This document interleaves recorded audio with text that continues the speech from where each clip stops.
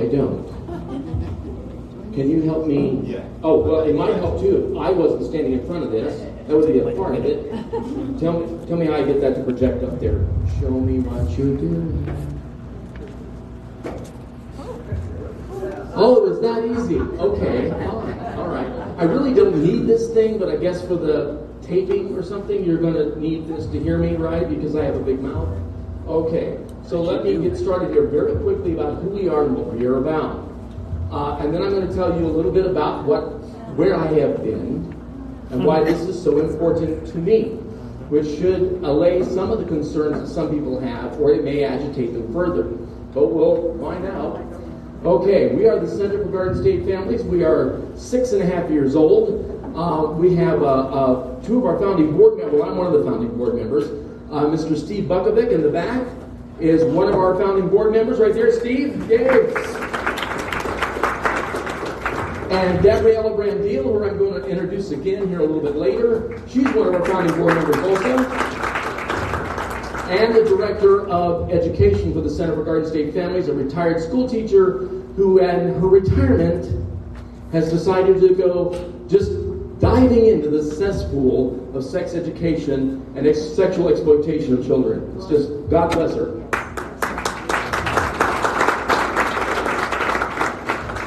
Now, I'm going to give you a little bit of a lesson here to get us started.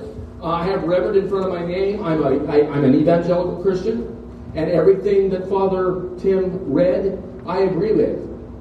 None of that is off my radar at all. That is exactly how I believe. One more thing I want to say, too. I first met Tim at a rally for marriage on the steps at the State House. That was... We both had different hair color then. And it was a little darker, and I had more of it. He seems to have kept what he had. It's just changed color. Mine's changed color and it's leaving fast. All right, so let's start all over here. This is our mission statement right here. This whole thing right here is our mission statement. One man, one woman, and their children. The mission of the Center for Garden State Families is to protect and promote faith, freedom, and the natural family, and culture and public policy is held by the traditional Christian worldview. Now, this is a test, class. You're in class now. This is a test. So I'm going to read something and you're going to answer back so that I know that you've got the lesson, okay? If not, then I have to hold you after, okay? All right, it's going to be really late, so you better make sure that you get this right the first time, okay? The natural family is defined by Jesus Christ. Quoting Genesis in Matthew 19:4-6. Now let me set this up.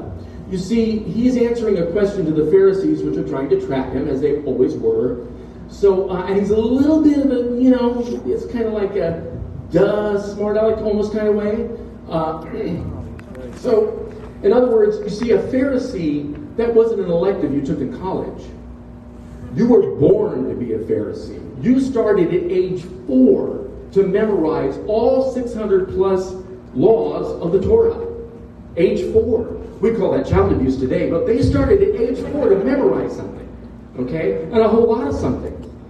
So when he's reading this to them, and they're asking his question, it's kind of like he knows they know. He knows they know the answer to the question, and they know he knows that they know the answer to the question. Got it? Here was the question. Rabbi, is it lawful for a man to leave his wife for any and every reason? And here's his answer.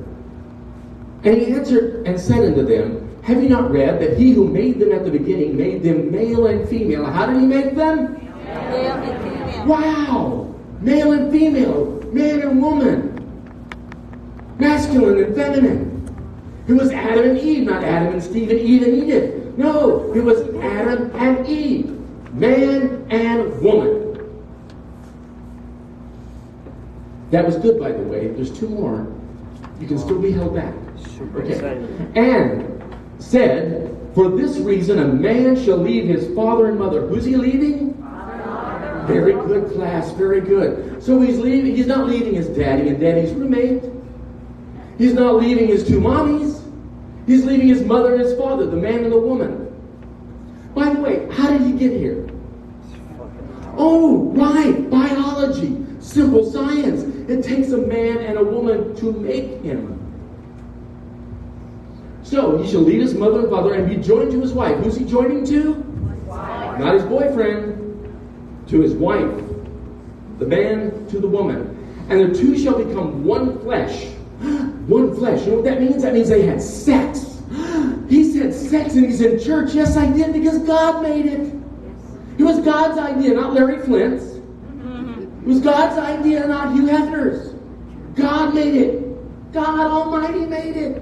And we all got here because of it. And it's time for the church to take back the definition of marriage and sex.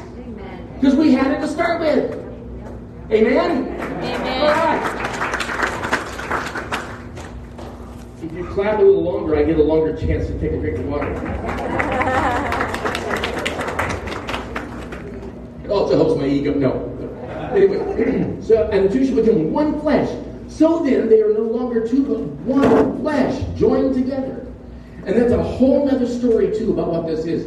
Science proves the scripture over and over again, and that's a whole other thing for me to tell you about later. Maybe you can ask me the question after we're done with Q&A, or in the Q&A session. Okay, therefore, what God has joined together, let not man separate. Right there, Jesus Christ, perfect God and sinless man in one body, incarnate, defined marriage, defined family, defined social makeup of the family. Right there. And he's quoting Genesis in 3 places. And he can do that with the utmost authority because he was there. Amen? That's good, class. That's good. I held you over on that one too. That's a new one. I didn't do it. Okay, but right there it is. That is the definition of family. That's the definition of sex. That's the definition of marriage. All right there in that verse. This is not the only witness in the New Testament. It's also in Mark 11.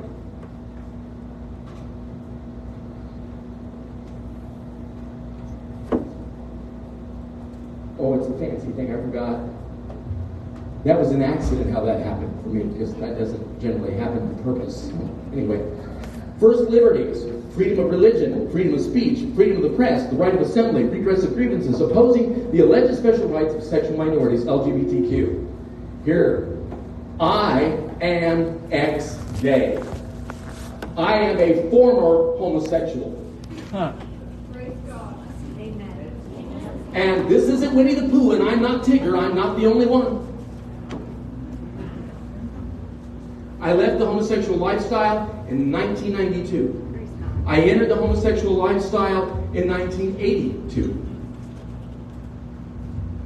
Blew the doors off the closet. But you did. But I left the gay lifestyle. And like I said, I'm not the only one. My identity is ex-gay, and my pronouns are biological. So when we're talking about this, and I'm going to describe even further what that means, what science has to say. Science. The nail is in the coffin. We're going to talk about the science. Okay? Now, I want to talk about this. This is essentially the First Amendment. Now, let me give you a little education about the First Amendment. The First Amendment has 40 words in it. The first 16 are devoted to the first freedom in that First Amendment. Years ago, this was like 2013 or 14, when I worked with another organization. I was called to be on a panel. It was one of those, really balanced Phil Donahue panels. 9 of them and 3 of us, and the moderator was pro-gay too. It was at the Rutgers University Law School, and so we were talking about gay marriage. The land and legal attorney was there, and to my pleasure, she was not doing a very good job, and it was easy to debate her. At the end of it, a person came to me identifying as a lesbian. She was asking this question, but she was just full of vitriol when she asked it. This is all about your religion, isn't it? It's all about your Christianity. It's because of your Bible. And that was her attitude toward me. I said, excuse me, ma'am. I wasn't introduced as a reverend, although I am. I wasn't introduced as a Christian, although I am. And I didn't quote to you a single Bible verse.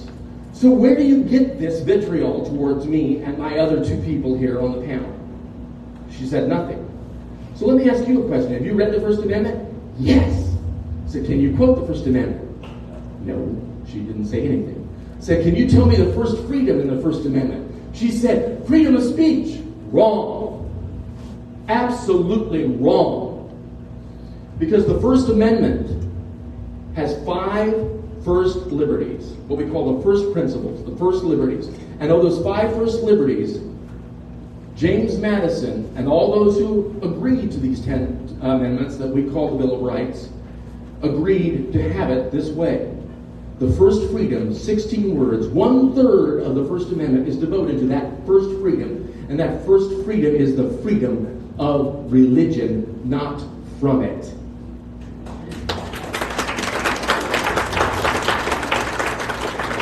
So why does freedom of speech follow freedom of religion? It's very simple, and our founding fathers knew it. You don't have the right to speak without the right to believe. What? In all the countries around the world where they are taking away free speech, only about 2 of them actually still exist. We have watched in the last month or about last year or so where Australia has fallen, New Zealand has fallen, Canada has fallen. First Amendment liberties don't matter there. Not anymore. Freedom of religion doesn't matter. Freedom of speech doesn't matter. But still in this country we have it because we believe in the right to believe, and in the only way you have the freedom of speech is if you can express that belief.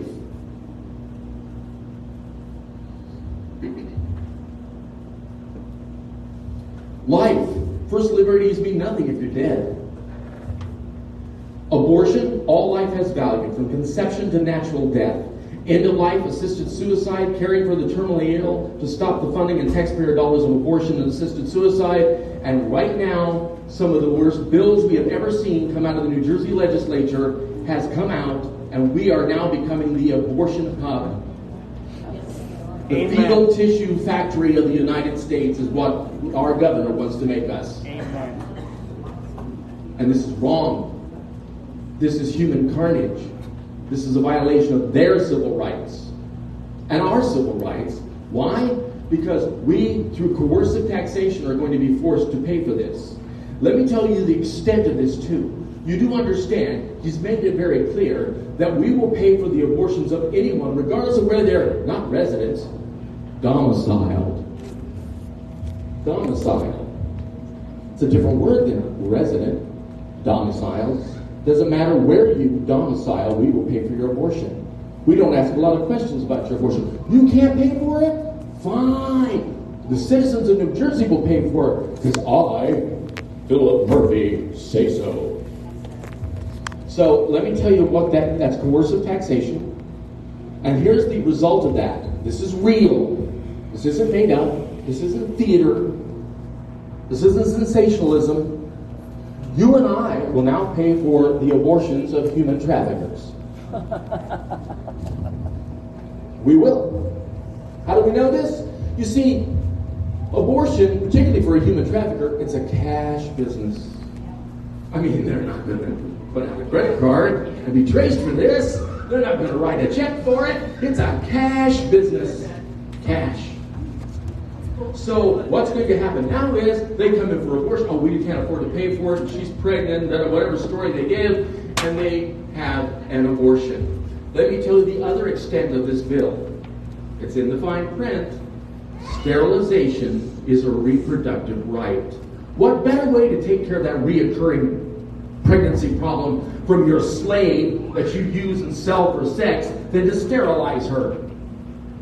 Can you imagine a few years later, or even months later, after that happens, because she's doped up and drugged up, doesn't even know what's going on when it does happen, she gets free from her bondage, from her slavery, from someone treating her like a piece of meat and selling her off. And then she finds out later, and she goes through some help.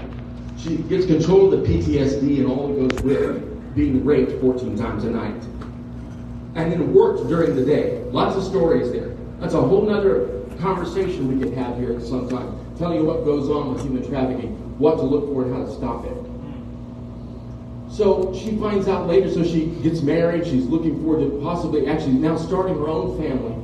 Then she finds out she can't get pregnant. She didn't know that she no longer has ovaries or a uterus. They took it out. That's real. That's very real. And it's going to happen here in New Jersey. And your governor and your legislature is making you do it. Making you do it. We have the most powerful governor of all 50 states in this state right here. That's why it seems like we have a dictator for governor. Whether you're a Democrat and it was Chris Christie, he's a dictator. And whether you're a Republican or an independent and it's Phil Murphy, he's a dictator. He's a dictator because our state constitution lets him be.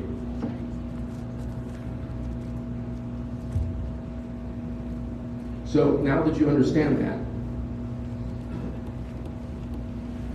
and the next, I did it again. It happened in 2 slides. Wow.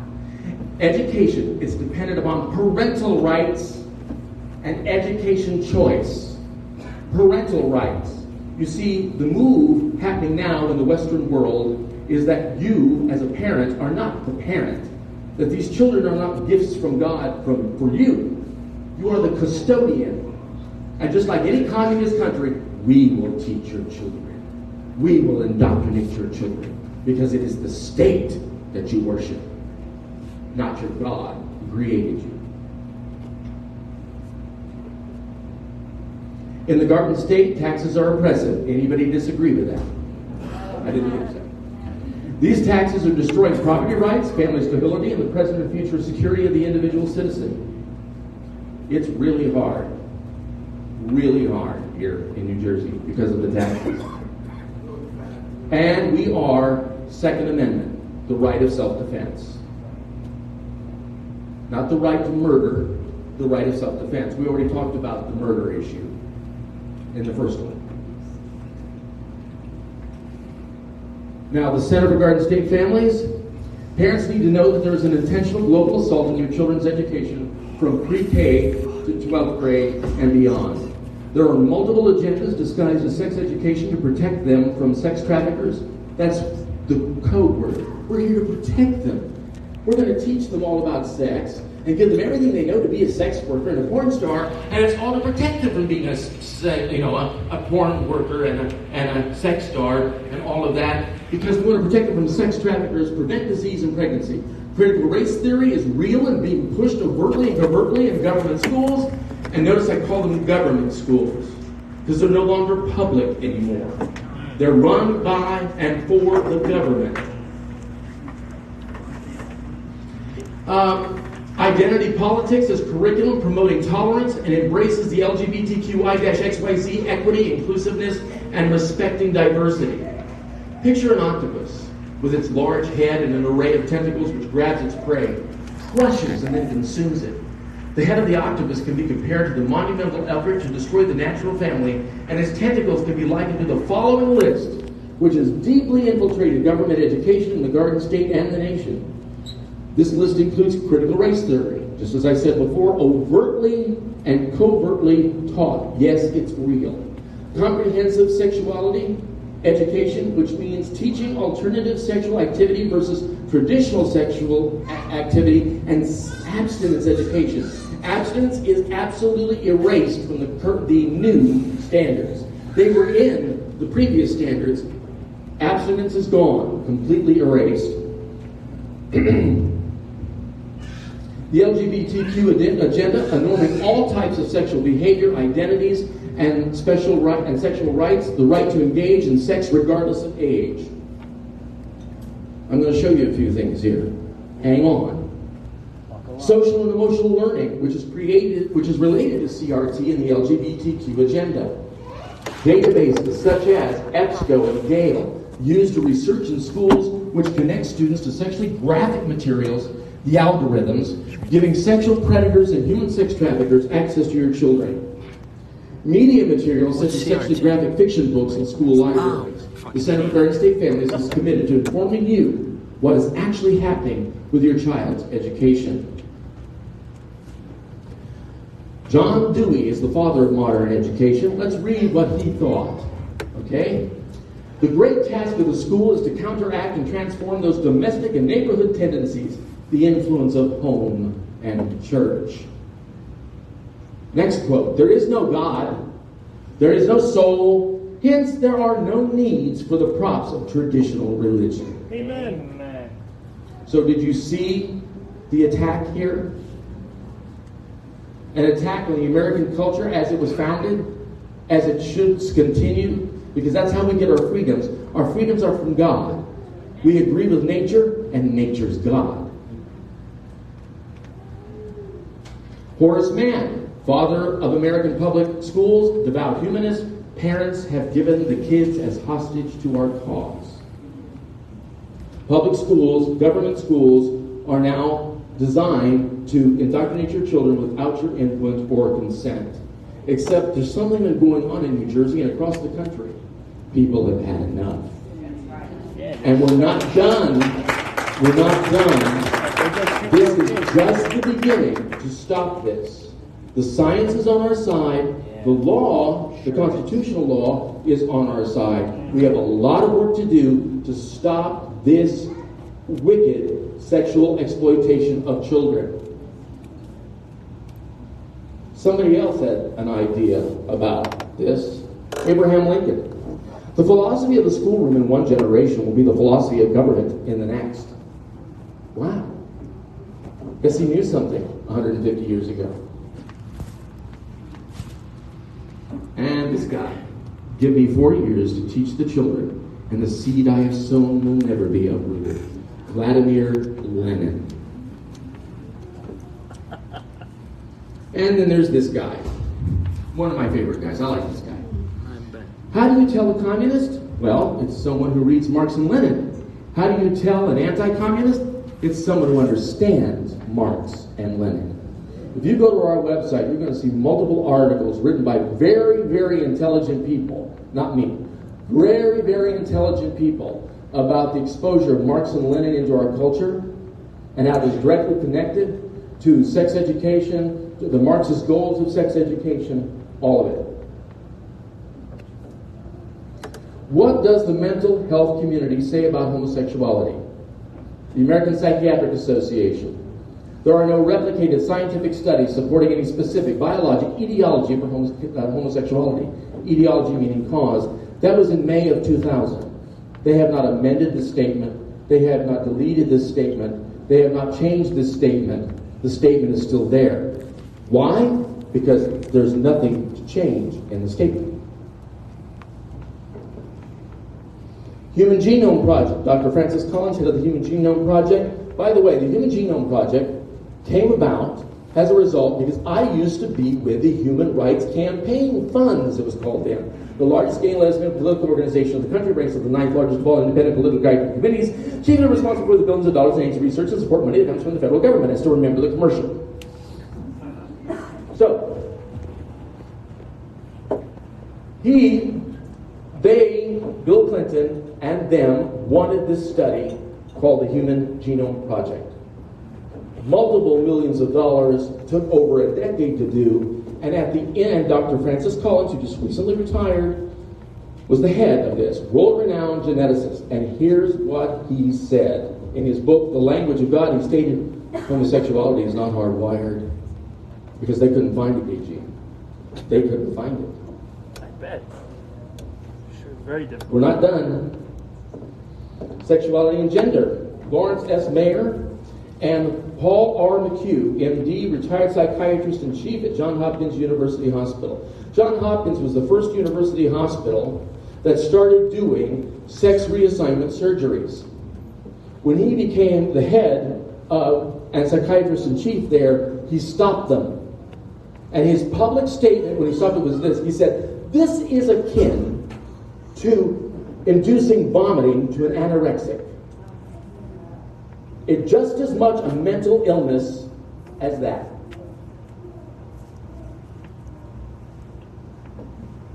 The study in a nutshell looks at concepts such as heterosexuality, homosexuality, bisexuality represent distinct, fixed, and biologically determined properties of human beings. Concludes that anything other than heterosexuality is not supported by any viable replicated science as biologic, genetic, or innate. But that's not all.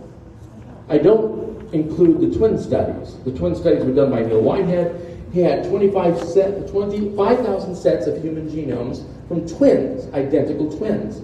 The problem with that is that some of the identical twins were gay, and some of them were not. One was, one wasn't. Now, if it's genetic, obviously both of them should be gay. So, this study, by the way, has been independently repeated and verified 5 times. 25,000 sets of twins concludes the same thing. It was less than 1.8%.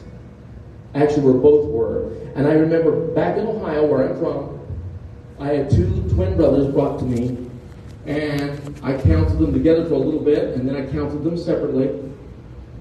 And I learned that one of the brothers' friends, introduced him to porn and had sex with him. So the brother went back to his brother, who wasn't there, and showed him what happened at the other boy's house. This is how those two wound up having same-sex attraction, because it was introduced to them. Pornography is as addictive as heroin, and that is a scientific fact. Pornography is as addictive as heroin, and that's a scientific fact. Pornography, early childhood development, should never happen because of the chemical wiring of the brain. And that's a whole other discussion.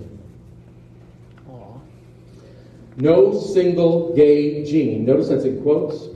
Here's the actual study. It's be 3 years old this August. The Gamma study, and I've got the link there if you want to take a picture of it, jot it down. And the link of the summary if you want to take a picture of it and put it down. And here's what the study did. 477,000 human genomes were studied. Now, I'm a nurse, retired. I watched 100 of my friends and acquaintances die of AIDS before I quit counting, and many more since then. I had these guys asking me questions like, does God hate me? Am I going to hell? Would you read my favorite Bible verse at my funeral? Would you do my eulogy? Would you tell my son and daughter what happened to Daddy? And I did all those things. It got to the point where I wasn't going to do another funeral. I wasn't going to another viewing. I wasn't attending another memorial service. I would still go to the hospitals and their homes and help them, treat them, start their IVs if they needed that, help them with their medication, take them to the doctor. But I wasn't about to do anything more with the ceremony of death. Now, I have never seen, in all my years as a nurse, because I entered Allied Health in 1978 as an LPN, which stands for lousy paid nurse, licensed practical nurse. And then I got my RN in 1990. And I had an encounter in August of 1990 with Anthony Fauci, but that's a whole other story. So many stories. I got lots of, I'm old, son, I got lots of stories. I'm telling you, stories and stories. Okay, you don't live as long as I do and not have stories. Okay, now, where did they get this 500,000? This has got to be the largest sample of any study I've ever seen in my life. 477,000 human genomes, close to 500,000. That's an incredible number. And where did they get them? Probably because you gave it to them. Yeah, Ancestry.com, 23andMe. What was the other one? Oh yeah, the UK Biobank. Yeah, you paid them to take your genomes. Yeah, you did. You paid them to have, and they own it now. Yeah, and you paid them. Because none of us ever read that fine print stuff. Who's got time to read that? It takes a magnifying glass with a magnifying glass to read it anyway. Okay. All right. That was the source of the genetic materials. MIT, Massachusetts Institute of Technology, University of Queensland, Australia, Harvard University. I think Stanford had something to do with it too. And at the end of it, they concluded there is no single gay gene. This is the nail in the coffin of the born that way theory. I've heard the born that way theory for 40 years of my life. You can't prove it. It doesn't exist. There is no gay gene, period. More than one study after another concludes that, and now here's the largest human genome study ever conducted. Conclusion, there is no single gay gene. No one is born gay. No one. Homosexual, this I love. This is Camille Paglia. An open and out lesbian. She is a female activist, woman activist. She's also a professor. She's down here in Philadelphia right now, as I understand it. Used to be at Harvard. Here's her quote. I love this quote. Homosexuality is not normal. On the contrary, it's a challenge to the norm. Nature exists whether academics like it or not. And in nature, procreation is the single relentless rule. Nature exists whether academics like it or not. I have to say that again. Nature exists whether the eggheads like it or not. Okay? And in nature, procreation, making people that look a lot like us and that share our chromosomes and DNA, is the single relentless rule. That is the norm. Our sexual bodies were designed for reproduction. No one is born gay. The idea is ridiculous. Homosexuality is an adaptation, not an inborn trait. Oh, it's on. Hallelujah. Does it sound good? Yay. Now, assuming that this works, because I'm involved, and that's the problem. All right. Do I just click on it? Yes.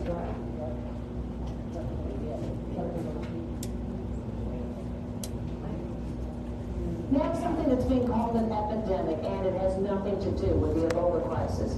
It's a wave of teachers accused of sex crimes. In fact, an independent group estimates 1 in 10 children will be the victim of teacher sexual misconduct. What's going on, and why is it happening? Les Trent goes looking for answers.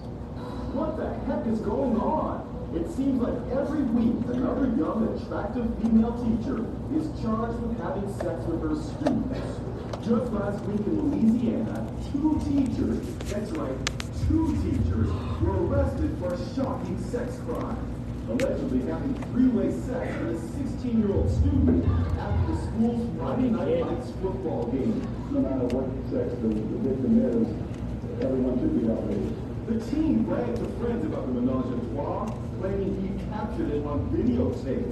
Those are the same rumors we're trying to obtain any evidence there. Well, I already said you. That's the same question just about everyone in Kingston, Pennsylvania is asking. 32-year-old married English teacher Lauren Harrington Cooper was recently convicted of having sex with at least 2 students, enticing them with the line, "All the candy you need is right here." Lauren has been diagnosed with some significant psychological issues. Her attorney says that despite her good looks, the teacher's low self-esteem led her down the road to ruin. She found comfort and solace in some people getting her attention. HON host James Velez Mitchell. It's an epidemic of student-teacher sex. Let's call it what it is. There's more. Hey, Greg, the right hand be sworn in. Would you believe that's another English teacher?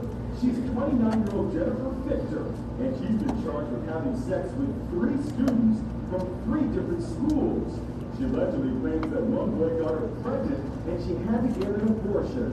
She's pleaded not guilty to all charges. 6 years ago, she was forced to resign from another teaching job after she revealed that she allegedly had feelings for a 14-year-old boy. Why didn't she lose her license to teach? We're not done yet. In Utah, yet another English teacher, 35-year-old Brianna Altice, is accused of having sex with her 16-year-old student in, of all places, a church parking lot. She's pleaded not guilty. They can feel important, they can feel desired, they can feel powerful, they can have control. But they're pedophiles if they do this. Funny that we Incredibly, say the that. U.S. Department of Education does not track cases of teacher sexual misconduct. A study by the department 10 years ago found 4.5 million children then were subjected to inappropriate behavior ranging from suggestive talk to exposure to pornography and rape.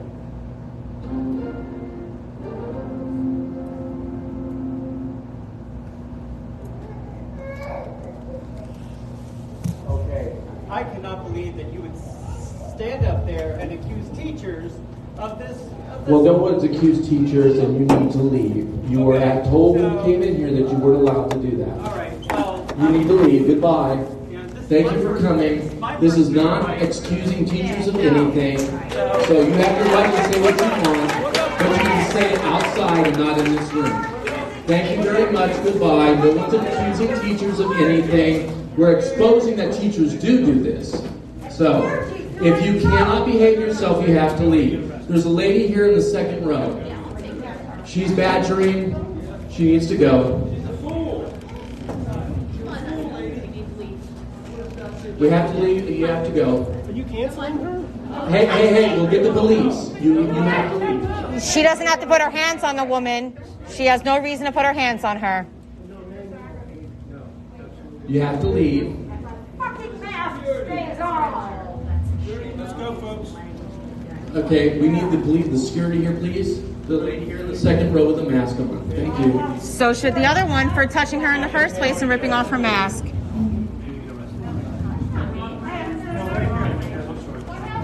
What about the lady who put her hands on her? Freedom of speech is fine, but this is a private meeting. And would you like to leave? And ripping her mask off. It's her right to have her mask on. Then Yes, she you're going to did. be quiet and behave yourself and act like a woman? Don't A listen. gentleman? A gentleman? Don't engage. Don't engage. Okay. I have been physically assaulted by gay activists. Of course so you I know have. what it's like to be badgered like this. This is nothing new. I know. I got it. I got you. Oh, I didn't even know you were here, man. Yeah, I got you. For being so poison. They don't care. They have Jesus. They don't care. She's leaving. Who should be thrown over this way? No, they shouldn't. Oh, they Because should. they understand the reason for this meeting. And you understand the reason for this meeting. No, you cannot. I didn't know they were here.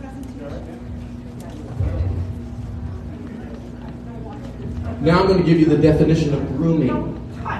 Every one of those teachers that were doing what they were doing had been groomed before they started grooming. And here are the definitions.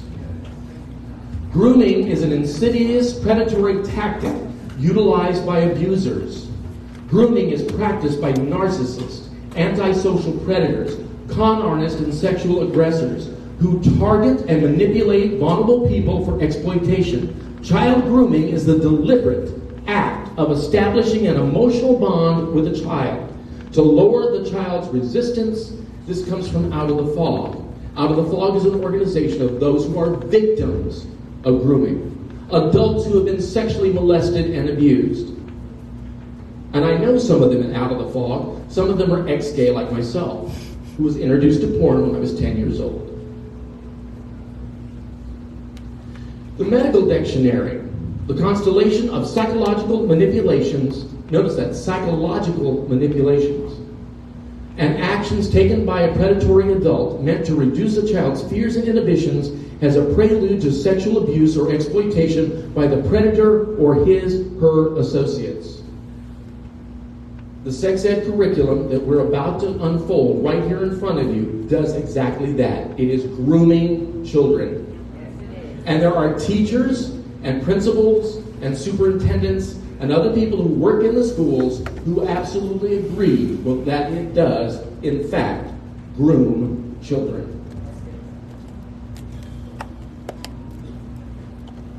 Oops.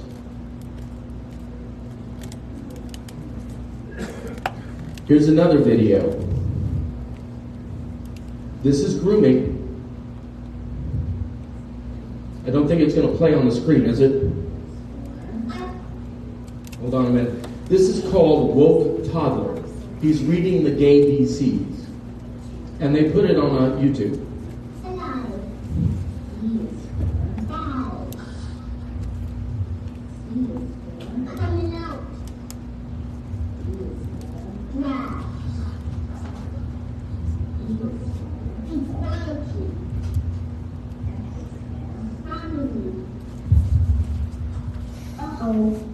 We missed a pose. G is for K. H is for hope. L is for anti-sex. J is for clothes. K is for cookie. L is for lesbians. And this Chinese. O is for orientation. P is for hands. Q is for that's okay. Q is for queer. R is for respect. You are currently the only person in this conference. S is for sensation. T is for trans. Okay. U is for unique. V is for vote. You want to vote? Yeah, you do? Yeah. That was pretty good. Okay, Timothy. W is for wonder. X is for X.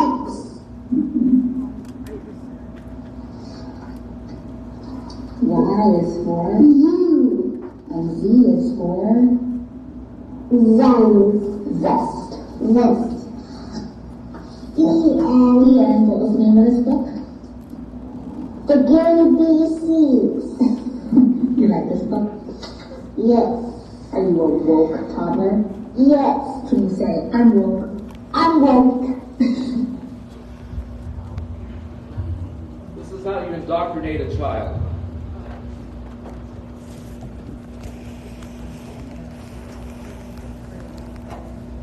Now, the 2020 Sex Ed Learning Standards, an extreme departure from 2016. Look at what's happening. This is, just so you understand this, 2.1.5. 5 means 5th grade. Explain common human sexual development and the role of hormones, romantic and sexual feelings, masturbation, mood swings, timing of pubertal onset. 5th grade. This is 5th grade. 5th grade. Now I want to introduce Gay, Gabriella Brandil. She's our Director of Education. We have a lot to tell you about here, but this stuff, hang on. I know you need to see this, but in your handout that we gave you, which is the Sex Ed Standards, you're going to need that as a reference tool as we go back and forth. Okay? So, just to let you know, there was a bill called the Transparency Bill, which was going to be the Transparency Act. So, in the bill, it said you had the right to look at the curriculum, which, by the way, you will have a right to look at the curriculum after it's implemented. That's wrong. After it's implemented. And if you don't have the handouts, they're on the table over there. Sorry about that.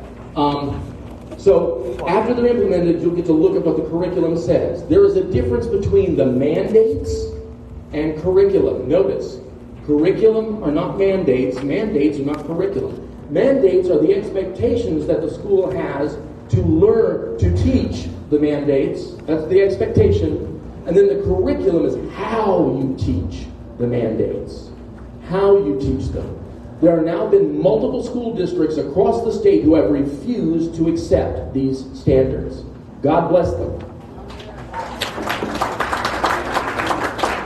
There have been others who have creatively decided, we'll vote to accept the standards, but we're not going to teach this, this, or this. We're selectively not going to do it.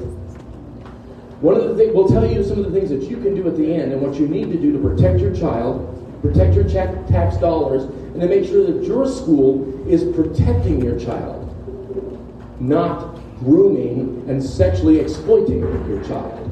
So, this is Gay Brandil, retired school teacher. Her name is actually Gabriella Brandil. She has an MA. By the way, we're going to talk about this wonderful subject. Do you see that? No, you don't see that? Oh, sorry, Dave. Oh, anal sex. Amen. Anal sex. That's 8th grade. Anal sex. By the way, just in case anybody doesn't understand the function of the anus, it is an exit, not an entrance. Just so you know. That's how it's created. Okay?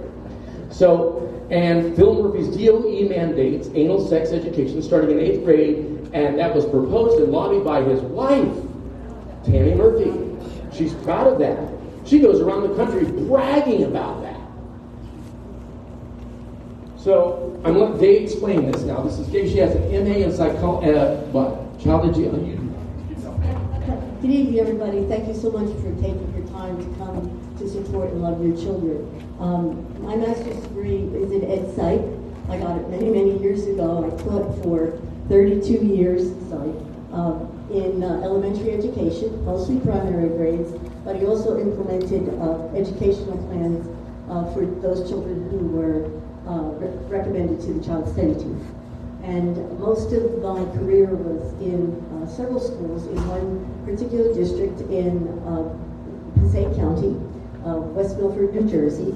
And I've been retired for quite a while. I retired quite early, and I kind of felt like a dinosaur back then. And when I was teaching, I could still wear my cross to school. I would still have my flip Bible with a daily verse on it on my desk, and no one ever said anything. And I also would read my Bible when we had something called Stop, Drop, and Read. So I don't know if those educators in the audience can relate to that, but that was quite a long time ago. I've been told it's not wise to do that now if you are in public education. I just want to make sure I'm going to move this. Okay. I'm still late. Sorry about that. On Wednesday, June 3rd, 2020, the New Jersey State Board of Education approved new student learning standards, a practice that occurs every 5 years. Now, each subject area is not changed every 5 years. They sort of rotate. So that year it was phys ed and health standards, and I think one other subject. I'm not really sure if it was social studies or not. But typically, these exercises are pro forma standards, after all, and they align with what we used to call Common Core, and votes are traditionally unanimous. Not this time. Instead, board members were split, and the final vote was 8-4. Why? According to Vice President Andrew Mulvihill, there was some consternation about the 65-page section on comprehensive health and phys ed, which had the most changes from the 2015 learning standards. Among a number of additions in this one on page, and there's a typo here, in your booklet it's on page 34, that will be taught in 8th grade is to define vaginal, oral, and anal sex. That was not in the 2014 standards. What was in the 2014 standards was a discussion of underparenting, of long-term relationships, including marriage. I've looked throughout the standards, and so far I haven't found that in the 2020 standards the word marriage or long-term relationships mentioned. I have an education call each week, and I invite people who are just interested in the topic, whether they be running for boards, if they're Board of Ed members, if they are parents, grandparents, to come on my call. We discuss the concerns that we have and what we are doing to just get the information out to people. After all, I think this talk is an informational talk. I think parents have the right to know exactly what their students are being exposed to. I have invited Andrew Mulvihill to my call. He's been on the call a couple of times, and he is a person who just moved. There was some great extreme departure from that which was traditional sex education, which many people did not and do not think that the school should be involved with at all. So Andrew Mulvihill from Andover, Mary Beth Berry from Clinton, Jack Fernaro from Oxford, and Mary Elizabeth Gazzi from Boundbrook are our heroes, because they were the ones who were saying, why are we teaching this extreme material to young people? Is it age appropriate? No. Is it inappropriate? Probably, yes, for sure. Is it harmful? We have a lot of research that shows that it is. Thank you. Pre-K Our Way. Now that sounds great, doesn't it? Pre-K Our Way is not a government program, although the government, meaning you, pay for it. You're paying for it, Pre-K Our Way. Now it's a nonprofit organization, and its goal, to summarize all the stuff that's up there, is to put pre-Ks into public schools. Now a public school can get the grant, and they can start their own pre-K program within their school district, or they can contract with another one, which is more cost effective and puts a lot less stress on the school system. So many of them try to do that. Now, let me give you a story about pre-K, our way. We had a donor, past tense, had. She isn't a donor anymore because her family left. She had a preschool. It's a beautiful preschool. I saw it. She expanded this preschool when she got the contract for pre-K our way. So, and she's been in this business for years. She knew the stuff. She loves children. She's just a great, wonderful Christian family who did everything they could to help children in pre-K and to help parents because, you know, these days, especially in New Jersey, both parents have to work if they expect to put food on the table and keep a roof over their heads. So, what they did is that she came in, she did all the construction, which, by the way, there's this little caveat with pre-K Airway. It's a little strange, particularly in woke New Jersey. You have to separate your pre-K Airway population from your paid population. I mean, why can't you integrate them together? I don't know why, but that's part of that. That sounds odd to me a little bit. So anyway, the facility was expanded. She passed the inspection with flying colors, had a great time with the inspector, and at the very end of the inspection, the inspector asked her this question: where is your bathroom for the transgender children? The oldest child in a preschool is 5. 5. They're still wet in the bed. They're not confused about whether the boys are girls. Some of them have problems with bladder control. This is crazy. This is what they want to teach children. Transgender children? Toddlers? No. But that's pre-K our way. And I can't get an answer because I've tried through my legislators to get some answers about the pre-K our way program, and the Department of Education doesn't seem to be able to give us any. Interesting. Simple questions. Can you tell us if this is a requirement for a contracted pre-K our way preschool? And they can't give me the answer. We can't get the answer. So this is who pre-K our way is done by. This nonprofit organization, independent from the government, that lobbies the government to put in these preschools. Thomas Kane Jr., Florio's wife, one of his wives, Cecilia Salkin, Brian Mahar, William Moreno, Douglas Kennedy, Linda Anderson Towns, and Sue Dyer, and there's some of the information about them if you want to take pictures with your camera, by all means.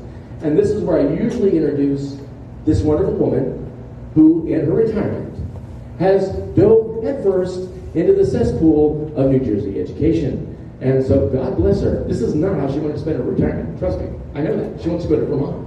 She wants to plant flowers in her yard. She'd like to go to some other places, too. But God love her. Okay, now we have this wonderful stuff.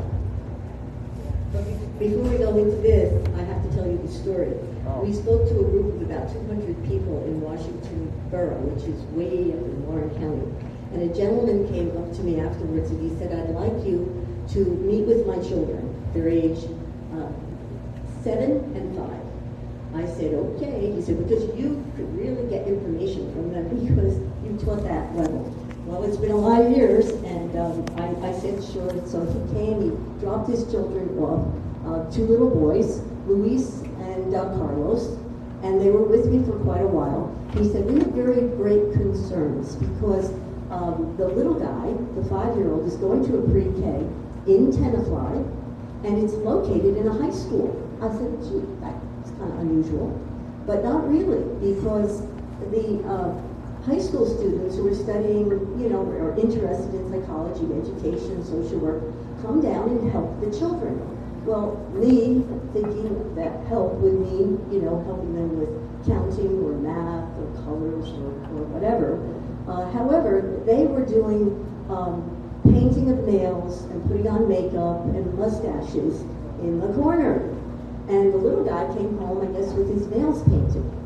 And this was part of the breaking of gender stereotypes. which is a very, not only part and parcel of what's in some of the sex standards, but also in the law that was mandated the disabled and LGBTQ mandate, which I'll go into in a minute. So I spent time with these two little guys, and I guess the dad and the mom went to school and said something very biblical. My boy is a boy. He will always be a boy. I don't want you painting his nails any color. I don't want you putting makeup on him, etc. And I guess the school complied. So that was that story. Just had to tell it because that program was pre-K my way. So in order to get funding, I think there has to be a commitment to respect and teach the values of gender, what are termed under gender identity, gender expression, gender ideology. All of that has to be incorporated. Okay, education in New Jersey, the LGBTQ curriculum. You should know, and yes, again, this is information, that there are two separate things going on in New Jersey. The LGBTQ curriculum, which is really termed for disabled and for the LGBTQ community, is really to highlight the social, the economic, and the political contributions that population has made to our culture. But the sexualization of children, critical race theory, and social and emotional learning, is really kind of tough to get your head wrapped around. And that's kind of my interest. But it took me about a year to try to figure out what actually is it. And when you ask those folks who are experts in that field, lots of times they cannot come up with a simple definition. But it is a planned indoctrination of your children. This law, A1335 and S1569, was known as the History of Disabled LGBT Persons Contributions Law, and it was passed in 2019. It was supposed to be fully embraced, and some school systems did. About from 12 to 20 have introduced lots of material to highlight the contributions of the LGBTQ group. But this law was kind of put on hold because of COVID. It requires middle and high school curricula to address the political, economic, and social contributions of persons with disabilities and lesbian, gay, bisexual, and transgender people where appropriate. It is something that people cannot opt out of because it's integrated in every subject. Part 1 lays out the requirements for this instruction, and Part 2 requires policies and procedures to be put into place when selecting instructional materials which are inclusive and which portray the cultural and economic diversity of society. But parents need to know they cannot opt out of this curriculum as it's deliberately woven throughout almost every subject and will begin this fall. What you should also know is I was curious because I was a guardian for my cousin who was a Down syndrome lady. I was her guardian for 26 years, so I kind of know my way around some of the agencies that I had to deal with. ARC was one of an excellent agency, at least in my case, caring for my cousin. So I called up the state level ARC person, and I said, what have you contributed to this law? Have you had discussions? Will you send people in to do in-service training for teachers, just like some of the pro-LGBTQ groups will do for free? And they said, we know nothing about it. We did not contribute anything. But you will notice that when the disabled or those who have some special needs are attached to legislation, it's sort of like, a connection that will move it through the legislation process much more easily and will get passed. So I couldn't find anything that was contributed, and I don't know if teachers this fall are going to be required to teach about the contributions or where they will get their materials from. Okay, by the way, we'll go next one. Just so you know, right now they are implementing that law. We're starting to talk in September. All of that will be taking place. However, they are in violation of their own law, and we are looking to sue the state because of that. Because They don't have any curriculum for disabilities. No one was asked. Nobody who deals with those who are physically, emotionally, or mentally disabled were even asked about the contributions of those who are disabled. None of them. You see, I'm going to say this very clearly and very bluntly. People who are disabled, if you're in a wheelchair, if there's whatever your issue is, you see, you're just a tool for some organizations to advance their agenda. You're a piece of meat so that they can push their agenda. That's what's been happening, and that's what's happening now, and they do it all the time. So what do we call this then? Removing parental choice. Parental choice is a big issue nationwide, as you may or may not know. I think if you watch the news at all, you hear about parents who are very, very concerned, go to board meetings, ask for materials, ask for curriculum, and that's your legal right. When I was still teaching, which was quite a while ago, I would have parents sit in my classroom all day to make sure that I was implementing the IEP correctly, that the child was getting the services that they were supposed to be getting. And they would many times try to sue the school system. I happened to be in a very good school system, and I remember one case where I had a little girl who had cerebral palsy in my classroom, and the parents wanted a brand new bus so that she could be accommodated, rather than just, outfitting the buses that we had. And we went to court, and the judge said not only is West Milford doing the minimum, they're doing the maximum for your child. So parent consent and involvement is key. If you get nothing else from what I'm telling you, if you agree with everything that's being taught, terrific. But if you want to know what's being taught, you have to be proactive. You have to ask for materials. Okay, the New Jersey Department of Education defines many terms. I did not know this, but I found an 11-page transgender resource booklet on the Department of Ed website. It's taken me about a year to kind of ferret out what's there, because it's not really easy. It's not the most transparent state in the union, as far as letting people know. But some of these terms were also, there's a glossary, and then there's a 7-page transgender policy that's in place to protect the rights of transgender children and youth. But many terms are listed here, and I just pulled out a few, because most of the terms now, there were glossaries in other, during other years, but it seems like the whole shift is now putting in terms that are related to sexuality and gender, so that parents, teachers, administrators, and even peers are required to understand these terms and to use the correct pronouns, etc. Okay, parents need to know that they can opt their child out of the sex ed standards. That's that little booklet that you have in your hand. You can opt your child out of that. Lots of people don't know that they can. And then parents cannot, however, opt out of the LGBTQ disabled curriculum that will be throughout every subject in the curriculum.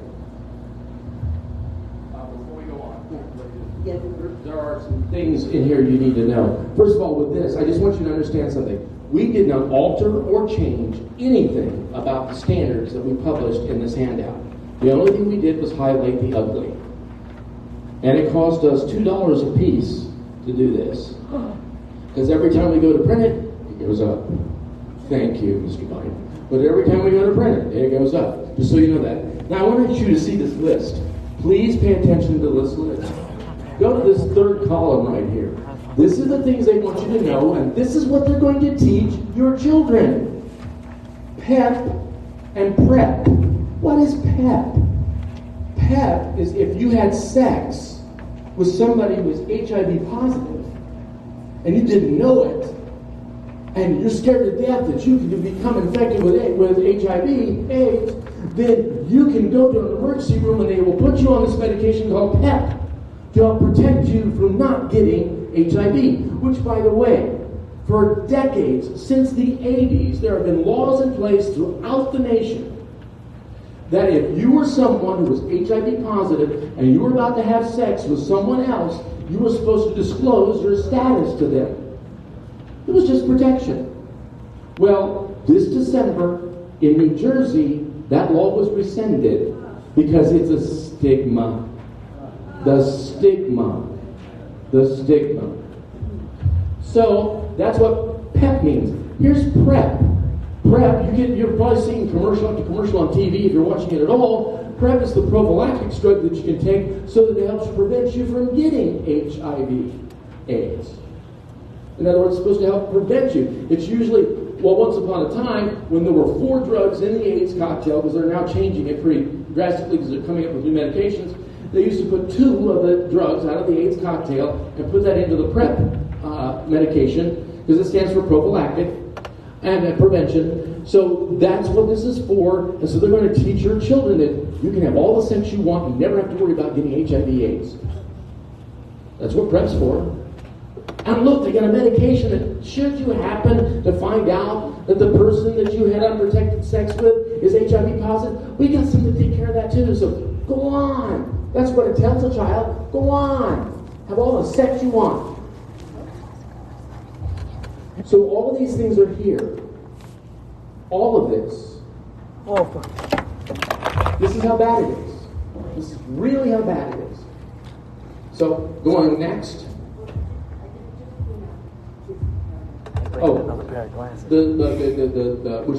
Which one says? A school district shall accept a student's asserted identity, and parental consent is not required according to the New Jersey Department of Education. If you will go in your handout to the very next to the last page,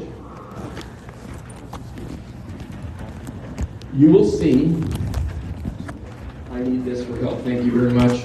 Right here, a school district, you'll see it highlighted and bolded.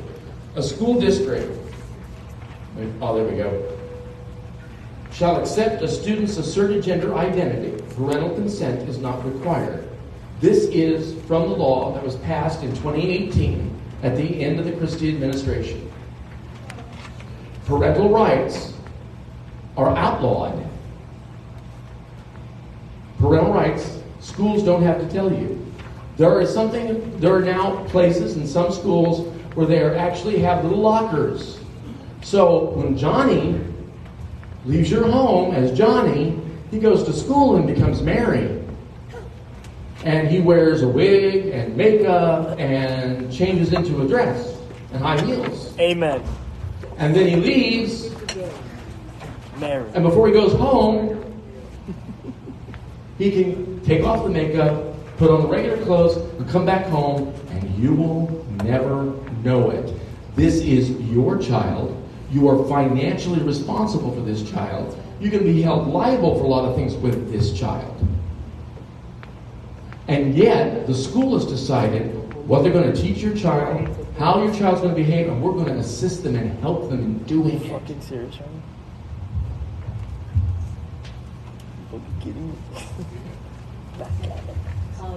There's a group called Northern State Equality. It says that there are about 200,000 members in New Jersey. These are folks who are very interested in the LGBTQ issues and rights, etc. And they were volunteering initially 2 years ago. They had been invited into classrooms to teach lessons regarding the implementation of the LGBTQ curriculum. This is a sample lesson for 8th graders. Sakia Gunn, media coverage of the anti-LGBTQ crimes and value assumptions. Now you have to kind of get your, somebody's waving. You have to kind of get your head around what the idea that at this point, there was a young lady in Newark who was a lesbian, and she was killed. And this kind of set off a whole great interest in the LGBTQ community and the rights that people have. All right, so the 2003 murder of Sakia Gunn in Newark, New Jersey, was a hate crime, for sure, that mobilized friends and family into action and marked a turning point in North queer history. The events that led up to and followed their death, there were actually 2 young ladies, demonstrates how structured systems of social control intersect and overlap in numerous ways, influencing beliefs and actions of people across and within groups. The murder of Sakia Gunn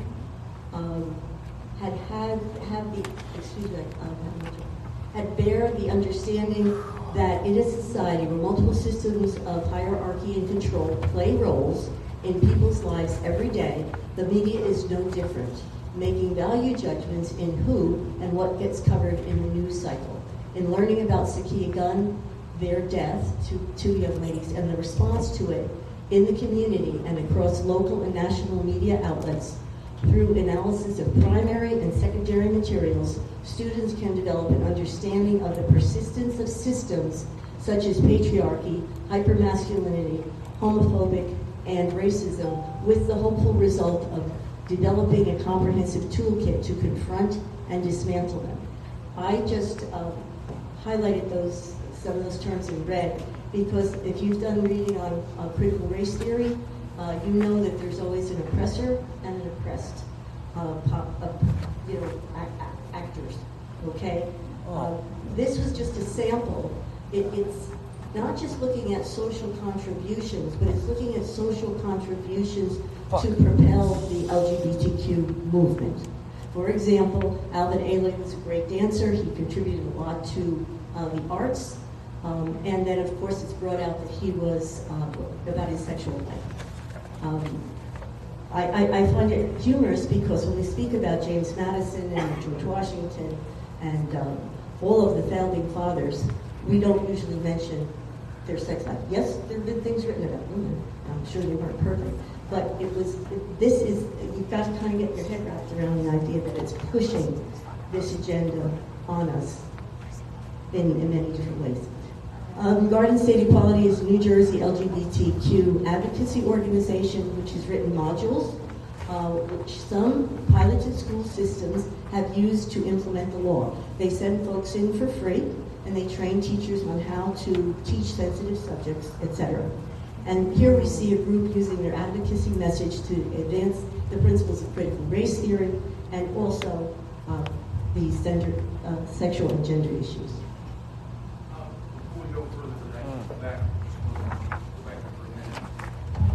Because I got to be mindful of the time too. Excuse me. I want you to see this persistence of systems such as patriarchy. Standing in the way. Do away with fatherhood. Do away with manlyhood. All that kind of thing. Hypermasculinity, homophobia, and racism. Of course, they don't address the heterophobia that's going on. You know, the hatred of straight people, the attacks on straight people. You saw two of them today, right here in this room. Came in here for the very purpose to heckle us. Designed and planned ahead of time. So, just so you understand that, this is to change the entire normality of everything. To change the nuclear family into something else, the natural family into something else. It's not unusual in some places to hear some women, particularly lesbians, say, well, no, I live in a communal situation. I've got 3 wives and 2 husbands. And our children are growing up in that atmosphere. This is happening. This is real. It's happening. There was a lady that bragged about it, and it would take me forever to find it, but she was actually talking and admitting, she was a journalist, and said, admitting, our whole purpose was to tear down marriage. We always wanted to destroy marriage. We never wanted gay marriage. We never wanted any marriage at all. And that's when she confessed that she had 3 wives and 2 husbands, and raising her children in that atmosphere. So, and it's online. You have to look at it. I'd have to find it again, but it's online there. So moving back. Yes. Oops. I went too far. Okay. I was trying to research all of this material for a very long time, and I was trying to see what are similarities. And I have since kind of had some of my thoughts reaffirmed by just doing more and more research and reading. Is there a connection among New Jersey's LGBTQ education agenda, CRT, SEL, social and emotional learning, and the new sex ed learning standards? And there are, from what I can see, you may disagree, I think some common themes. liberation from oppression, extreme government involvement, and meaning money too, loss of parental rights in lieu of government control. The view is now the school is going to be the center of your life. So you don't have to have your own pediatrician, you don't have to have your own dentist, you don't have to have your own counselor. You could just send your child to school. Of course, you'll have to be very much in step with the philosophy of the school at that point. There are new meanings for terms. This is very important. The vocabulary that we sort of thought we knew the definitions for has changed. Equality versus equity. People come to this country for equality of opportunity. Equity is something quite different. It's making everyone even, and it's getting back for bad things that certainly did happen to people of color and other groups, not just people of color. I thought equity was an insurance term. You're wrong. Inclusion. And when Greg was talking about the pre-K My Way program, it doesn't seem very inclusive to me to separate the pre-K children, My Way, from the paying customers. Truth. There's a whole woman, a philosopher, Dr. Nancy Piercy. She's excellent. I was watching a YouTube last night. She is a professor. She's written many books. And she's talking about when we speak as Christians, or Catholic Christians, or people of faith, when we talk about truth, we use tradition, Catholic tradition, we use the Bible, and we use that as our grounding.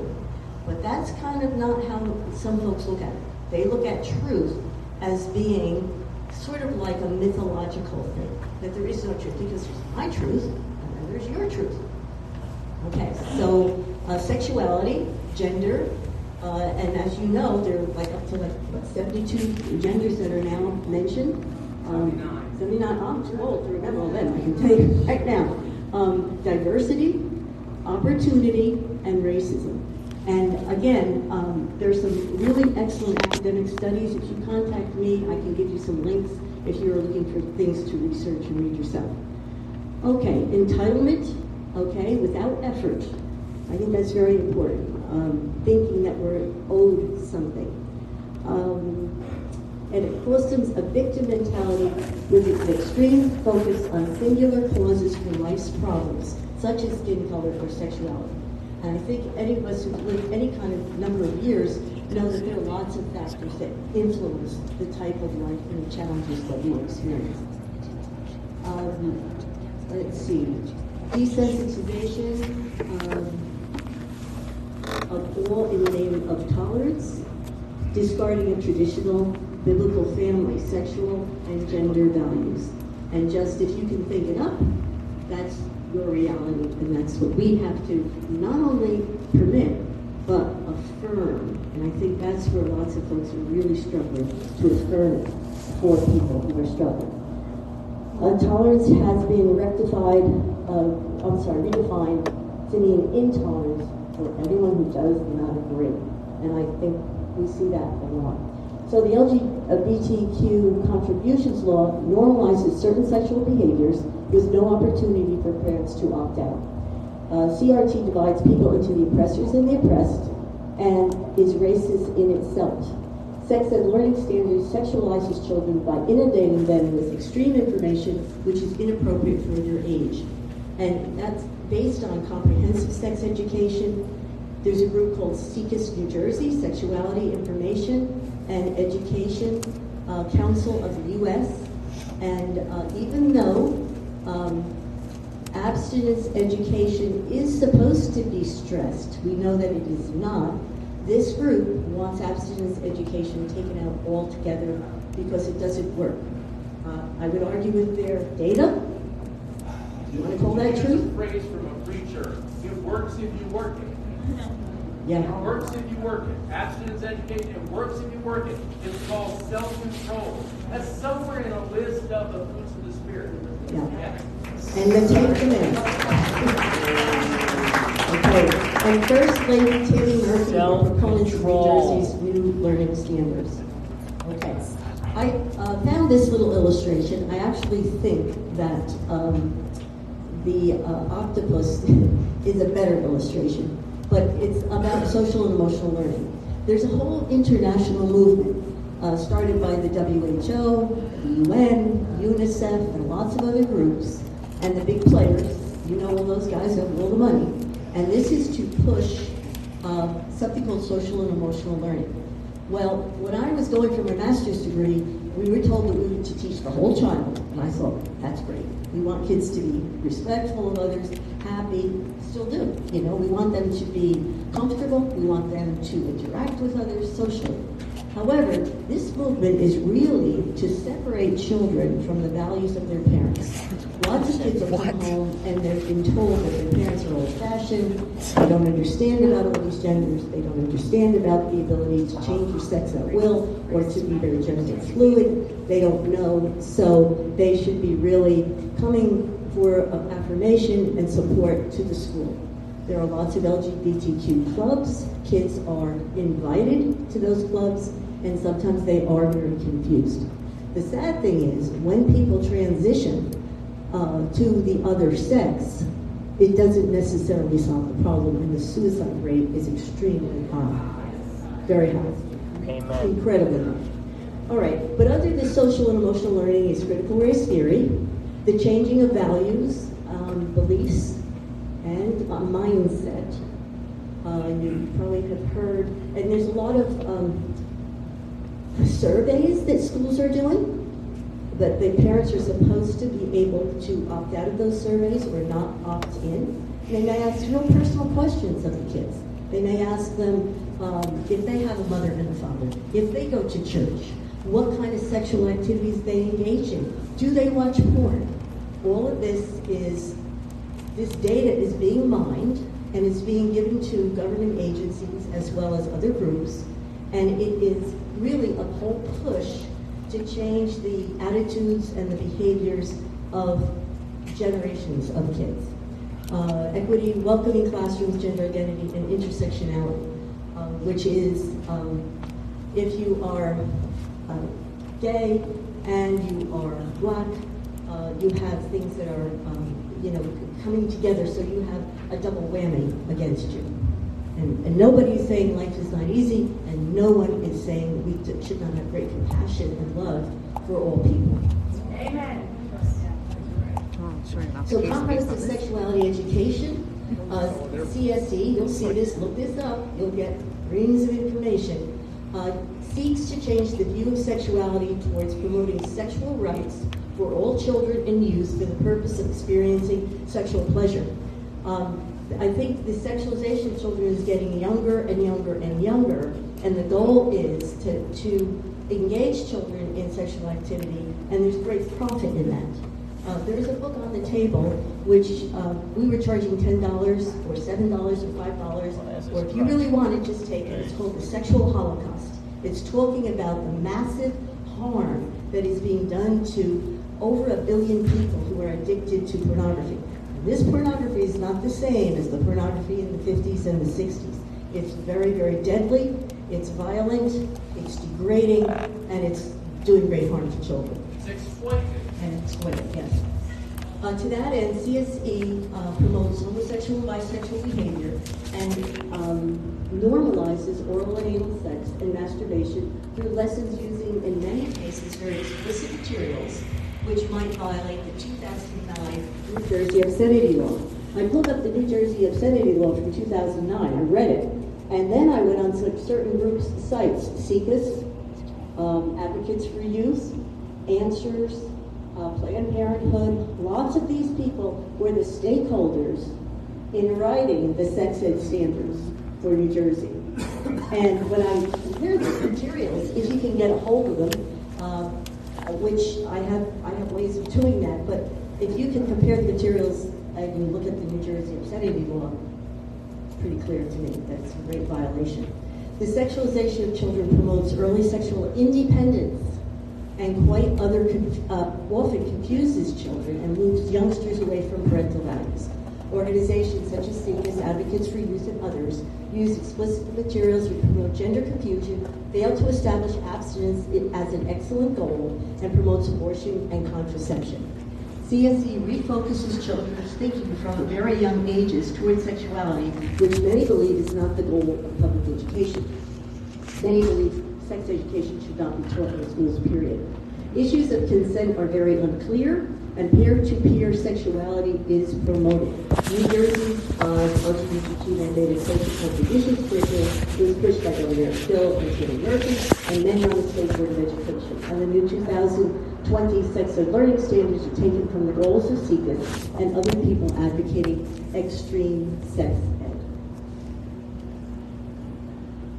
This was a circle that I found, and it's describing social and emotional learning. And in the center, you will see you have self-management, responsible decision-making, relationship skills, social awareness, self-awareness. Most of us would say that's a good thing for all human beings to try to, conquer. But then it moves out into the classrooms, the schools, families and caregivers, communities, and school-wide culture practices and policies. Remember, the more the school takes over, the less your values are being utilized or respected. Then there are authentic partnerships, meaning global partnerships, and we can get into a whole big discussion of all the big global players, the people who have all the money that basically are controlling a lot of this. A lot of it has to do with population control, the sale of fetal tissues, increasing abortions, and many, many other things. The use of contraceptives, increasing the use of hormones when children have the ability to go to Planned Parenthood in many states at age 12 or 13 without their parents' knowledge and just be put on hormones. I read one story that was really tragic because the young lady was confused and she was at 15, thought she was trans. The LGBTQ people in her school really invited her to clubs, etc. And she got to the point where she asked the state to be her guardian. They paid for her top surgery, and she was still very, very depressed. It did not solve the problem, and committed suicide. So her mother didn't even have a chance to try to get her through maybe a few years where she would reconsider this. So she was definitely a minor, even in California. By the way, California, Oregon, and New Jersey have the most advanced sex ed standards. All right, aligned learning opportunity. Let me grab this real quick. I just want to explain something. Something happened in Kinnelon, New Jersey, where the outside of the curriculum, outside of the program, outside of all of this, it was a program called SOAR, which stood for Stories of Adversity and Resilience. So they brought in this story of this woman identifying as a man called 10 Years on Testosterone. It started in the Pearl R. Miller Middle School. Sixth graders were shown this material. The parents were not notified. What you see happening here and all of this stuff, you talk about the surveys, you have the right as a parent to opt out of those surveys. But, you don't know to opt out if you don't get the opt-out form or it isn't sent to you electronically, because if it's put on a piece of paper and it goes in your child's backpack, you'll find it with a stale sandwich, months later. All right? So this is part of what happened. So this is 10 years on testosterone. Literally showing the children how she was shooting up testosterone every day, which is what she has to do to maintain her Adam's apple and the shaving and all the other things that are going on, and her ability to work out and look like a man. It goes on beyond that too. She decided to show in 10 years on testosterone, lifted her shirt and showed the scars where she had her breast removed. This is to a 6th grader. This is sexual exploitation. This is beyond the norm of anything. This is not just wrong. It's abuse. And it has to stop. No political agenda allows anyone or should allow anyone in the United States of America to rape a parent of their children. Period. Neither should you be exposing things that are age inappropriate, completely wrong, body altering. You would not believe the things that people tell. We have a guy now who's still living as a woman, but complaining vigorously about his inability to urinate because they chopped off. Really? Son, you should have come to me first because I would have told you that's part of your urinary tract. It's more than something else. It's part of your urinary tract. And he actually explained that I don't understand why I don't have any sexual pleasure. Okay, so there's the total dismissal here of anatomy and how the body works and how it functions. We need to get back to the manufacturer's guidelines. All right? The designer, the manufacturer, his guidelines. This is what he did. And when it comes to the idea of truth, I want to make this very clear because this is always coming at me all the time. That's your truth. No, there's no such thing as my truth. There's no such thing as your truth. There's no such thing as our truth or their truth. Truth isn't a definition in the dictionary. Truth is a person, and his name is Jesus Christ. That's why we do this here. Almost done. Hang on. Q&A's coming. I'll go really quick because I did talk a lot about social and emotional learning. Again, no experts agree on the definition of this belief system, and I've looked. The framework promotes data collection, such as surveys and psychological evaluations by, in many cases, inadequately trained teachers or counselors. Although they're going to give some of these folks more training, and then at some point, this is about the global push, one of their goals is to have those trained counselors be able to administer medications to children for psychological issues. So watch out. Ask questions. Ask questions. Right. This data collection for government databases, which many parents have not given consent for, are designed to evaluate outcomes for the collective good. Does that ring a bell? Does that sound like another philosophy? And his name was Karl Marx, and for use by big tech and global economic players.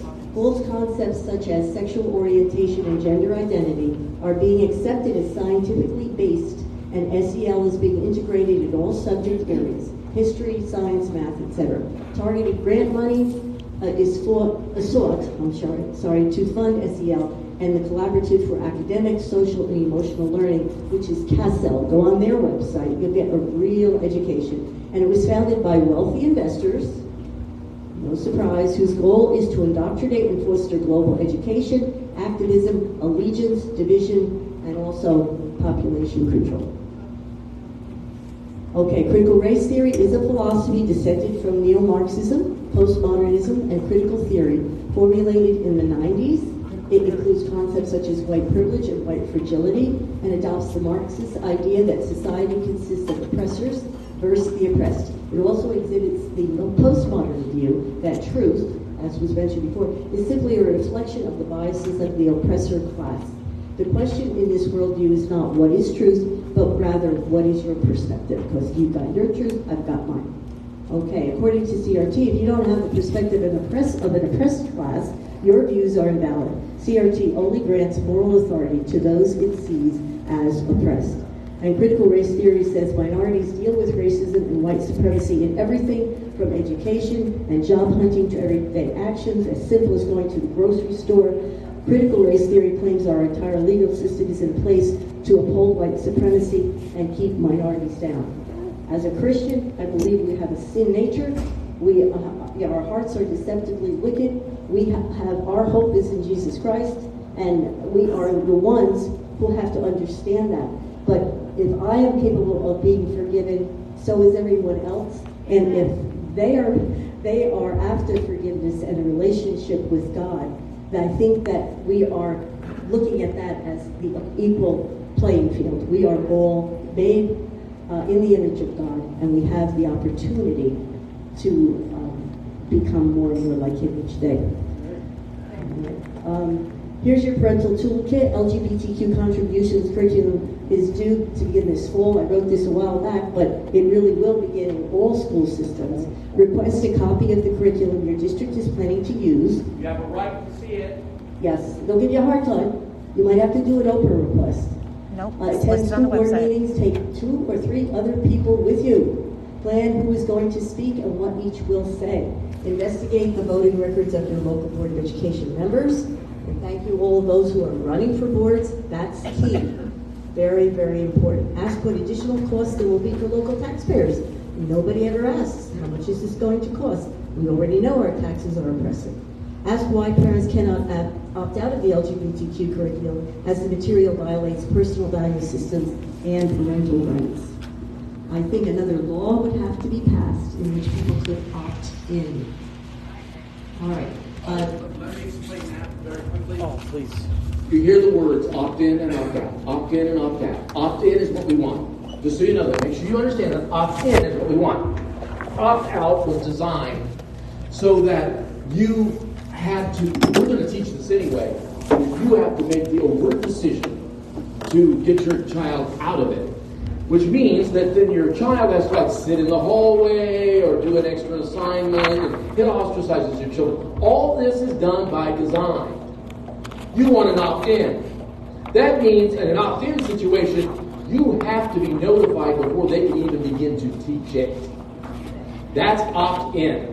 We have legislators doing this right now, and just so you know, the climate in New Jersey is such that we've had enough of the 21 years of the other party, and we might need to get another party in. Okay? But that depends on who the other party is, as in the who. Who are they? The bottom line is I know there are those who would agree with me here, and that's fine. They're the ones being respectful so far. The point is that we know our values, we know the foundations of our country, and we know that we have children. Our children don't belong to the government. They're not the property of Phil and Tammy Murphy or the state legislature or the United States government. They're our children.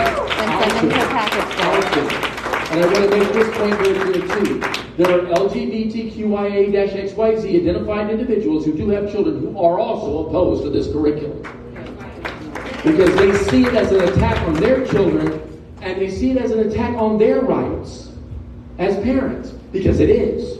It doesn't matter what your worldview is. A worldview matters, but it doesn't matter what your worldview is. This is the government saying, they're our children, not yours. That's what this is the bottom line to. So we'll move a little quicker here. This is the what to do next stuff, and there's this quick, on the back of this page, I'm blind in the dark. What's a parent to do? Be active parent in your child's education. There's a list back here, and there's more that we can talk to you and discuss about too. All right? Sorry. You can legally shadow your child during any lesson if you'd like to listen in and be there. Legally you can be there and ask if you could be in on one of the sex ed classes. It won't be easy. They won't welcome you, but this is your right. I have two wonderful grandparents on my call. Carol is 80, her husband's 83. They go to every single Board of Ed meeting. They have no children or grandchildren in their town of Glen Rock, an upper middle class town, very wealthy. But she asked one simple question. I don't understand about all this gender stuff. Oh, she was invited to a special meeting. They thought she was a domestic terrorist. They wondered what strange group she was with, just because she, as a grandmother, thought that this was way out there. Extreme. All right. That's a social group that was extremist for church. Tell your child to tell you what's going on in the classroom, because some kids have been told, this is just between me and you. You don't have to come and tell your parents that we were talking about these subjects. Ask for copies of teachers' lesson plans, textbooks, and teaching materials. Again, they won't make it easy, but you have a right to see them. Expect but do not tolerate stonewalling or delays from the teacher, principal, and staff, and be an active parent in your child's education. Have discussions about what they learned at school. Hard to do these days when we're under financial stress, when we have two parents working just to survive. But think about what is the consequence if you do not do this. How harmed are your children going to be, or your grandchildren, or the kids in your neighborhood, or your Sunday school class? They are going to be, some of this stuff when they're exposed to, it lasts forever. Most of it, because it's so egregious, it's really extreme. Attend PTA meetings, be a parent volunteer. to sit on curriculum committees. Some school systems will allow parents to do so. Get to know your teachers and school administrators and develop a relationship with your children's educators. It should be a professional and courteous and cordial relationship as much as possible. Scripture says that as much as possible, be at peace with all men, and that's what we're trying to do. We have great compassion for those who are struggling with any kind of gender issues, sexuality issues, etc. However, we have our stand, our religious rights, our truth, and we are taxpayers, so we are asking you to become more involved and know what your children are being exposed to. The new woke statement for taxpayer is stakeholder. Whether or not you have a child, suppose you're childless, like I am, all right? Old enough to be a grandparent, but I'm not even a parent. You know, sin has consequences. So, you don't have any children at all, that's fine, but you are a taxpayer, you are a resident, therefore you are a stakeholder, and this affects your culture, your community, and how you live in this society. So you have a right to be involved in the education progress and process in your school district where you reside. Know your local town council, mayor, and state legislators. Investigate sources of financial aid for these curricula. Where's the money coming from? And investigate unfunded and underfunded mandates. Like the anti-bullying bill has been underfunded for many years. That means the local school district is picking up the tab for that. There's not enough money coming from the state. Run for county committee of your registered political party. Talk to your neighbors and tell them what's going on. Join social media groups, invite others like mine. Write letters to your local newspapers. Write letters to your elected officials. Start or join a parent's blog. Being a parent these days is not easy. It never was. But this is so crucial. If we don't do this, it's not going to get any different or better. It's just going to go down the slippery slope. And children are being harmed. There are two books over there. One is written by our board member. Lights? Lights, please. The old man needs lights. Please. Oh, amen. Let there be light. Okay. All right. Thank you very much. Yeah, go ahead. We have two books. This one, The Great Economic Deception, was written by one of our board members, a brilliant financial analyst, a very strong Christian woman who has done deep dives into Marxism, socialism, everybody from Alfred Kinsey to Klaus Schwab. So all of this is put together in a very, very well-researched book. And we are selling them for $25. She is, her royalties are being sent to us as a donation. So it is something that will, I think, encapsulate, if you try and get your head wrapped around how did we get here, this, I think, will help you very, very easily. And this one is called The Sexual Holocaust. That one, again, is the author said to us, sell them for $10 or $7, $5 or $1. If you want to give it to your pastor or priest, your rabbi, it's all about the evils of the most extreme pornography that is a worldwide epidemic and how harmful it is to children, whether you're, quote, religious or not. It is something that stays with their minds. It's highly addictive. It's the new drug, and it's all over. So you need to really be monitoring your young people. Okay, thank you very much. Now that's the program. We're ready to take questions. Real questions, not soliloquies, not campaign speeches, but real questions about what's going on so we can give you the answers. Okay? So if you, and that means that she has to say, oh, by the way, Gabe, they have your favorite water over here in your part. Yeah. So she, for some reason she says that tastes better. It's like water to me, but like your part goes to somebody else. Yes, sir. They're mandated to incorporate this into the curriculum. Now, here's the issue. The issue is how do you teach it?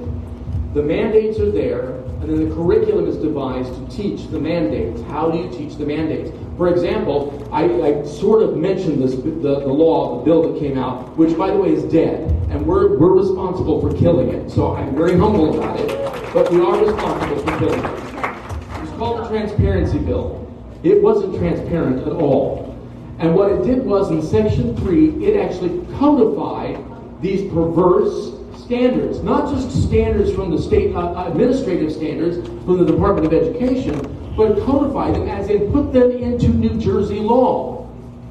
So that's how bad it was. So we exposed that in both committees. In fact, I went after the chairman of that committee, then Go Powell, of the Senate Education Committee, and I said, so here in Section 3, you're saying that a child shall demonstrate the skills of. So you're telling me that a 5th grader is going to demonstrate the skills of masturbation? Is that what you're saying? Because this codifies it. He's begabbling me down. Undeterred, I keep going. Because that's what they're doing. I did the same thing in the Assembly Committee. And the chairwoman there, she says, now, Reverend Quinlan, that's not what it says. You have to understand what shall means. Oh my gosh, this is Bill Clinton. It's no matter what is it. I mean, seriously, this is insane. So, as I told her, I said, I took English. I understand what shall means. I know the definition of shall, thank you very much. And in nursing school, words mattered because when you were a nurse, the words you wrote down mattered when you documented on your patients. So yeah, I'm very aware of what that is because it's very important because they used to scare us to death. I mean, when I was in the LPN school, and the first thing they did, they taught us, how to make a bed and you're going to get sued. So, that's one way to enter a profession, right? Oh yeah, great. It's all legal and liable. So I just wanted to make sure you understand that. The laws that are going there, the Center Regarding State Families is here as your voice in Trenton and in Washington, D.C. I'll be in Washington, D.C. in September with about 100 ex-gays and ex-lesbians and ex-trans people who are going to be lobbying the government about some of the issues that are going forward. One of the things that we did do, just to brag on us, another commercial, we have a bill on human trafficking. We've been fighting human trafficking. We had a big meeting in our office today with several groups that represent those who are fighting human trafficking in New Jersey and in the country. And we're planning something in the winter for a big seminar so parents can come and understand this, understand the issue, and how to be aware of it. It doesn't matter what your sexual orientation is. People are trafficked. Yes, that's right. And we need to all join together and stop it. Because that is the sexual exploitation of a person. That's slavery. So we're talking about LGBTQ? Because that's all right? Now, this particular picture of this group of people who were arrested, this was at the end of the Christie administration. Women and men who were trafficking and sexually exploiting children or had child pornography on their computers. Over here, these were people aggressively going after your children. And I want you to see this. This needs an update. These are apps. And the traffickers and children exploiters were using these apps to go after children. I was at a conference where I had this out here, and this African-American woman comes up to me and she looks at this one called Musical.ly. She said, I had to take that off my child's app. She got mad at me because she had to have it for school. And I said, no, there's older men talking to you that you don't know through this app. Your schools are using apps and technology and Google Chrome and all these things, which, by the way, any kid can get through the blocking software on Chromebook. Any kid can. If I can do it, I know a 4-year-old can do it. So this is the point is, these guys are predators. And they're going after your kids, and they're using every means possible. Just like Gay said, parenting was never easy, and it's worse now than it's ever been. It's harder than it could possibly ever be again, because there are people out there actually looking for and targeting your babies, your children. And some of them may be victimized already, because this thing right here, that smartphone, is a XXX movie theater, and you can see the worst of the worst. The absolute worst of the worst. I've had teachers tell me, oh, yeah, I walk through my class and they're supposed to be studying or reading or something like that, and I see these kids watching porn on their phones. This is what's going on in our government, in our schools, and we need to be aware of it. And the only way to stop it and protect your children is to be fully aware of what's going on. All right? That's one of the bills we did. It was called the Human Trafficking and Child Exploitation Prevention Act. It didn't go anywhere because one legislator decided she didn't want it to go anywhere because her aide opposed it. And that was because he was afraid they were going to take his porn away. All they did, it was done after it was modeled after a law that was passed and still in effect in Great Britain when Cameron was the Prime Minister. And it actually puts the responsibility on the providers, whether it's Verizon or T-Mobile or Optimum or Comcast or whoever it is that you have, to allow you to put the blocking software on there, which, by the way, now that software catches just about everything. Catches everything. So if you wanted that, and then make it mandatory on the devices, and if anybody who wanted to watch that stuff, all they have to do is contact the provider. No one's keeping a list. And they can remove that blocking software, and they might even ask you to pay a $5 service fee for doing it.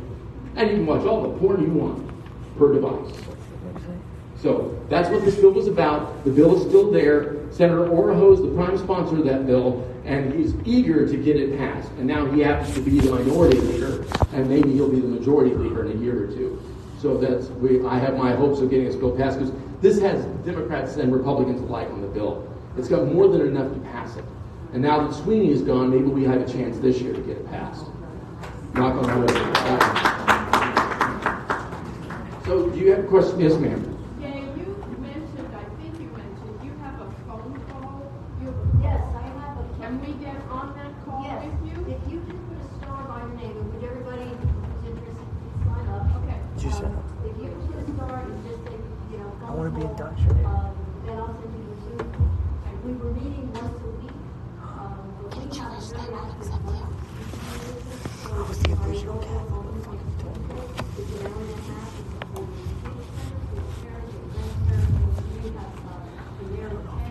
That dude on the cross is Jewish. I know that. Or they had interesting experiences with their school system. I had a lady who called me, her son was going into the school library, 17 years old, going to school, and he was from the library. And he went down and he saw all of the LGBTQ and sexual gender books. And so he told his mother, I was going. He said, these books look like they're still out there. So she said, let's pick one out. So I'll look at it.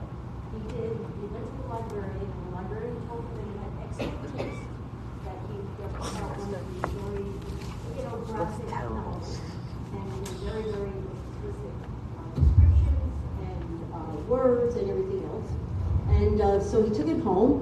She went to the board meeting and said that if I were giving out this book, and again, I've seen the New Jersey obscenity law, if she said if I were giving this book out, then I could be accused of being a pedophile.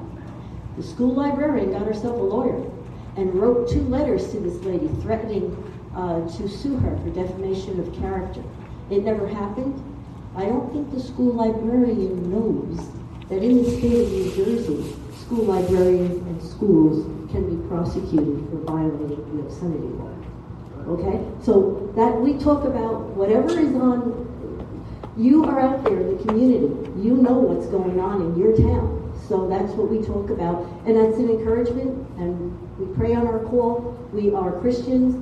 As I said, we have great compassion for people who are struggling with any of these issues. But we have our rights, and we have been quiet for far too long. So we do need to wrap this up because of the time. If you got one, no. No. Right. This is supposed to be questions from both sides. Okay. Can you give her the mic so we can hear what she's saying? Or he doesn't.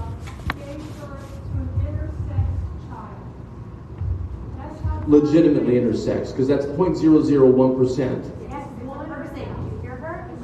That's general intersex. It's not actual intersex with both organs. No, this is intersex with both organs. Okay. It's more than one. It's more rare than that. What is what you are saying do for someone like that? This is how God made this child. Well, that's an easy question.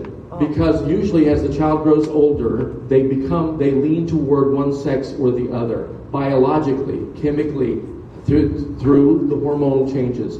That's generally the case. But So, not always. And look at what And that's usually what happens with people like you who bring up these extremely rare 0.0018%. That isn't true. Where was he getting his information from? In the case of there's a spectrum of intersects. Just so you know, you can look this up so that we can get this information. There's a spectrum of intersects.